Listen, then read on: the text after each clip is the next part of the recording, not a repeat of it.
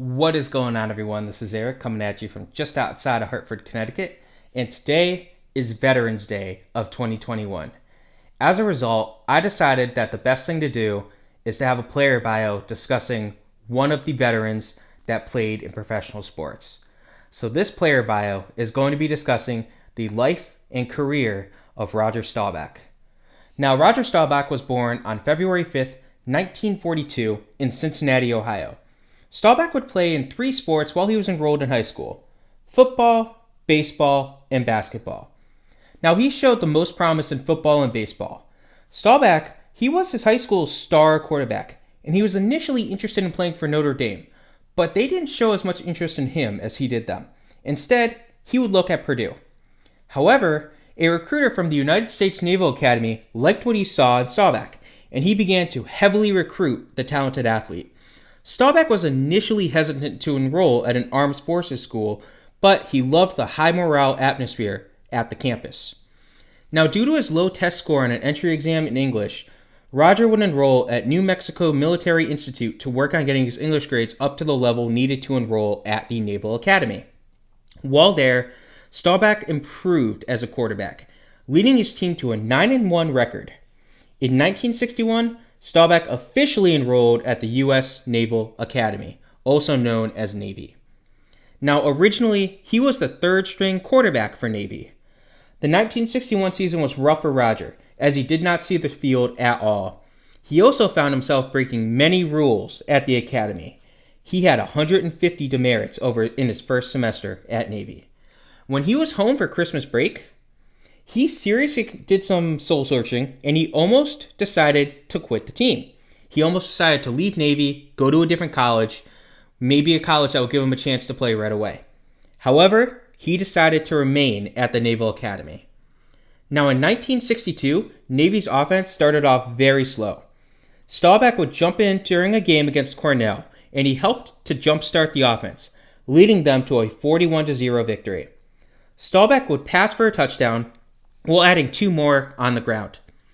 Now, Staubach remained the starter for the rest of the season, and he made his name known during the traditional matchup against Army at the end of the season. In that game, he contributed 4 total touchdowns, 2 via the air and 2 via the ground, in a surprising Navy upset victory over Army, 34-14. Staubach would actually lead the NCAA with a 67.3 or 68.4, depending on the source, completion percentage over that season. He ended the year with 7 touchdowns, 3 interceptions, and 85 carries for 265 yards and 7 touchdowns. Now, Staubach had a great season in 1963, as he helped lead Navy to a 9-1 record, which put them in the Cotton Bowl against Texas. At this point in time, this served as the national championship game. Now, unfortunately, Navy would lose this game 28-6, but despite that, this did not hurt Staubach's season or his accolades. He ended that year with 1,702 yards passing and a 66.7 completion percentage, as well as 7 touchdowns and 7 interceptions. He also rushed for 371 yards and 9 touchdowns. His 1963 season gained national attention too. He was awarded the Heisman Trophy, while also winning the Maxwell Award, which is awarded to the best college player. And he was named to the UPI, or United Press International's Player of the Year. He then would spend, since he spent the 1961 season at New Mexico Military Institute, he was technically eligible for the 1964 NFL and AFL drafts. The NFL's Dallas Cowboys would pick him in the 10th round with the 129th pick, while the AFL's Kansas City Chiefs picked him in the 16th round with the 122nd pick. At this point in time, the NFL and the AFL were not merged. They had 2 separate drafts, so they would be drafting the same players, and they would kind of base off of how the other league did it. So, for example, Dallas drafted him earlier, so his stock took a hit after the first couple rounds in the AFL. Now, despite this, Staubach, he was still committed to Navy, and he had to play out the 1964 season with the team. Now, his 1964 season began with a heel injury during a Week 1 game. This would force him to miss 4 games and cause his season stats to look pretty bad. He was still playing hurt when he returned, but all said and done, he threw for 1,131 yards, while adding 4 touchdowns and a bit of a concerning 10 interceptions. He actually lost 1 yard rushing, despite adding 2 touchdowns on the season as well. So that heel injury zapped him from running. It goes to show you, though, he had -1 yards rushing, but he still ran for 2 touchdowns. That's kind of crazy.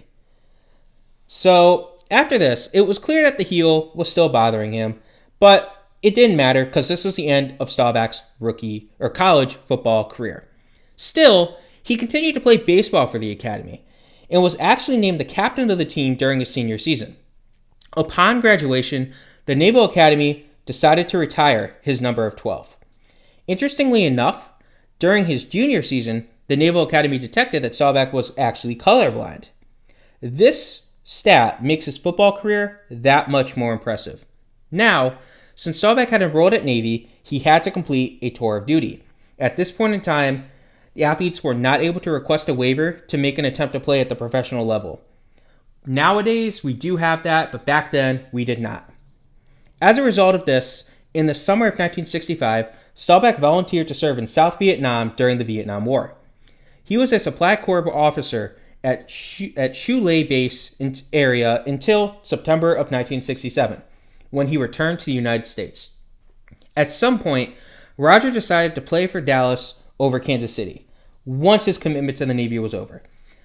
Dallas, more likely than not, offered him more money than Kansas City did, and the NFL was definitely the bigger brand than the AFL, depending on who you ask. If you ask Al Davis, he would laugh at you, but can't anymore. So, in 1968, Staubach attended Cowboys rookie camp, which used up most of his annual military leave. So he decided to spend most of his leave in Dallas working out with the team. This helped Roger gain contacts in Dallas, while also allowing him to get playbooks, which he could then study during his off time at the academy. Now, he played football while on base in Pensacola, Florida, and in the summer of 1969, his 4-year commitment to the Navy was satisfied, so Staubach decided to resign from his post and join the Dallas Cowboys for training camp. Staubach would spend most of the 1969 and the 1970 seasons as the backup in Dallas. This helped him develop as a better quarterback, as there were still flaws in his game. Now, in 1971, his job would change. Coach Tom Landry decided to have Staubach compete for the starting role. He lost the job, but after a slow start for the Cowboys, Staubach would take over the starting job in the middle of the season. The result? Well, he led Dallas to 9 consecutive wins, which included the NFC Championship game. He completed 59.7% of his passes while adding 15 touchdowns to 4 interceptions, as well as 343 yards and 2 touchdowns on the ground. This helped them and put the Cowboys in Super Bowl VI against the Miami Dolphins. The Cowboys took care of the Dolphins, 24-3. Staubach himself had a nice game. He threw for 119 yards and a pair of touchdowns. For this, he was named Super Bowl MVP. Nowadays, I understand that stat line doesn't sound all that impressive, but it was a different style of football back in the 70s, early 70s especially. Now, unfortunately for Staubach, he would suffer a separated shoulder early on in the season, the next year. He would only appear in 4 games while completing 9 of his 20 passes for 98 yards. He did not have a single touchdown, but he did have 2 interceptions. Now, he was healthy come playoff time for 1972, and he took over the starting job once more. He would lead the Cowboys to a comeback victory in the playoffs over San Francisco, which earned him the nickname Captain Comeback. Now, Dallas would lose in the NFC Championship game to Washington. However, it wouldn't have mattered because they would have had to play the undefeated Miami Dolphins. So it's not the worst thing in the world. By 1973, Staubach was the Cowboys' unquestioned starting quarterback. He rewarded Dallas with a 10-4 season that year, while completing 62.6% of his passes for 2,428 yards, a league-leading 23 touchdowns, and 15 interceptions. The team would make its trip back to the NFC Championship for the 3rd year in a row. But, unfortunately, Staubach had a rough postseason, as he threw 2 touchdowns to 6 interceptions. Staubach and the Cowboys would regress slightly in 1974, going 8-6. Roger, though, he did put some decent yards in, as he did throw for 2,552 yards. However, he had 11 touchdowns to 15 interceptions. Now, Roger bounced back in 1975. He led the Dallas Cowboys to a 9-4 record, and the team would go 10-4. He did miss a game.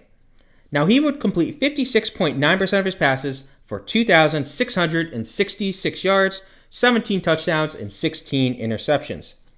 Now, Staubach would step up in the playoffs. He would throw for 670 yards, 7 touchdowns, and 4 interceptions over 3 games.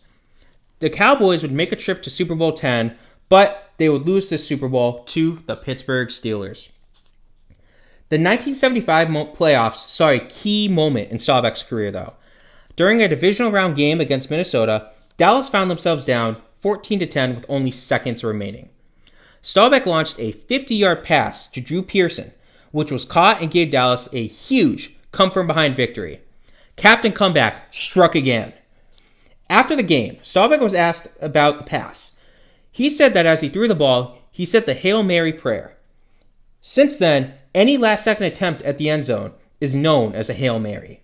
So every time you hear about a Hail Mary pass, it's essentially Roger Staubach who invented that name.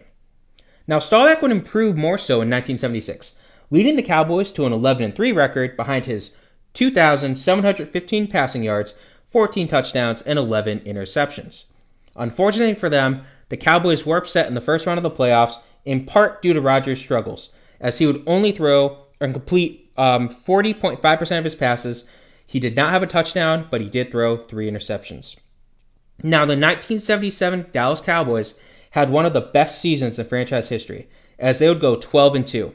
Staubach led the way with 2,620 passing yards to go with 18 touchdowns and 9 interceptions. The team continued its success in the playoffs, where they would go on to defeat the Pittsburgh Steelers in Super Bowl XII, getting their revenge for 2 years prior. Staubach ended the playoffs with 482 passing yards, 3 touchdowns, and a pair of interceptions. Now, in 1977, the NFL would add 2 games to the regular season. Staubach would lead the Cowboys to an 11-4 record. They went 12-4 all said and done in 1978. They would win the NFC East and made another run at the Super Bowl. However, the Steelers would defeat them in the Super Bowl, striking once more. Staubach had solid numbers that year once more, as he threw for 3,190 yards, 25 touchdowns, and 16 interceptions in the regular season, while adding 459 yards, 5 touchdowns, and 3 interceptions in the playoffs. Staubach, he had a career year in 1979. He set the career highs in yards with 3,586 and touchdowns with 27, while tossing 11 interceptions as the Cowboys would go 11-5. Staubach had a decent showing in the Cowboys' lone playoff game, throwing for 150 yards with 1 touchdown and 1 interception. Now, following that season, Staubach shocked the NFL world by announcing his decision to retire. While Dallas had offered him a contract extension, he wanted to protect his long-term health, seeing as he had dealt with multiple concussions throughout his career. Remember, there's still the problem with concussions in today's NFL. It was much worse back in the 60s and 70s. There wasn't anything to help out retired players back then. So if you had suffered a career-ending concussion type of thing, career-ending back injury, if you weren't Roger Staubach, you weren't getting taken care of, and Staubach still had concerns about that. Now, his career numbers in the NFL were solid. Now, keep in mind, too, this is back in the day. This is in the 60s and 70s. Now, over 11 years, he appeared in 131 games, starting 114 of them. Over those games, he compiled a 57% completion percentage, 22,700 yards passing, 153 touchdowns to 109 interceptions, while getting sacked 313 times. Now, this led to Staubach also displaying an elite scrambling ability, thus leading to his nickname of Roger the Dodger. While he did get sacked over 300 times, the Cowboys' O-line was sometimes suspect, and he was just very good at avoiding the pressure. If you got him down, it was an accomplishment for you. Now, he also added value as a runner. He would rush the ball 410 times for 2,264 yards and 20 touchdowns. Now, keep in mind, he did kind of slow down a bit as his career went on, and this was a different era where quarterbacks didn't run the ball as much as you see nowadays. There was no Lamar Jackson. There was no Josh Allen. But anyway, his playoff numbers were strong as well. He had a 54.6 completion percentage for 2,817 yards, 24 touchdowns to 19 interceptions over 20 games. he would take 61 sacks in the playoffs. Now, Staubach led the Cowboys to 4 Super Bowl appearances, which they would win 2 of them. Staubach was a 1-time Super Bowl MVP. He was also a 6-time Pro Bowler, a 1-time second-team All-Pro, a 1-time NFL Man of the Year in 1978, a 1-time Burt Bell Award winner, which is essentially the Maxwell Club's MVP award, and he is also a member of the NFL 1970s All-Decade Team, the NFL 100th Anniversary All-Time Team, and the Dallas Cowboys Ring of Honor. He is, of course, an NFL Hall of Famer, Pro Football Hall of Famer as well. Staubach also led the NFL in passer rating 4 times and touchdowns 1 time. At the time of his retirement, he led all qualified quarterbacks with an 83.4 career passer rating. Now, in 1981, Staubach was inducted into the College Football Hall of Fame, and he was inducted into the Pro Football Hall of Fame in 1985. Other than football, Roger has lived a fulfilling life. He spent his off seasons as an NFL player working in real estate. Now, in 1977, he ended up starting his own real estate company, known as the Staubach Company. This company was very successful in the Dallas-Fort Worth area and became worth millions of dollars. In 2008, the company was sold for $613 million. In the early 1980s, Staubach served as a color commentator on CBS Sports. In November of 2018, Staubach was awarded the Presidential Medal of Freedom as well. This award is, quote, an especially meritorious contribution to the security or national interests of the United States, world peace, cultural, or other significant public or private endeavors, end quote. So, in other words, he was a great person on and off the field. In the end, Staubach has lived a great life. He is one of the best quarterbacks in the history of the league when he retired, and he is still looked as one of the better ones if you were to take him and bring him into today's game. He is beloved by Cowboys fans, and even myself as an Eagles fan, I can't draw myself to say anything negative about Staubach. Now, a lot of Cowboys fans think that he is the best quarterback to ever suit up for America's team. There's always going to be debates between Staubach, Aikman, maybe Dak Prescott, we'll have to see, but Staubach v. Aikman. If you ask me, I would give the edge to Staubach just because of the era he played in. Now, even as an Eagles fan, I respect the heck out of Staubach. I hope he's enjoying his life right now. He does have a website that you can go on if you are interested in checking out a couple things. But other than that, he's lived a pretty quiet life. He doesn't necessarily want to be bothered too much by fans or anything like that. But once more, happy Veterans Day to everyone. I hope you definitely take the time to appreciate and thank any veterans that you know. Roger Staubach was a veteran. He did fight for the United States in the Vietnam War. He did take part in the war, I should say. So this was a Roger Staubach player bio. I really hope you guys enjoyed this. This was a fun one to research. Roger Staubach is definitely a guy who I look up to. I will say that. I do look up to him to an extent. But I hope you guys enjoyed this video. Stay safe and have a good rest of your day.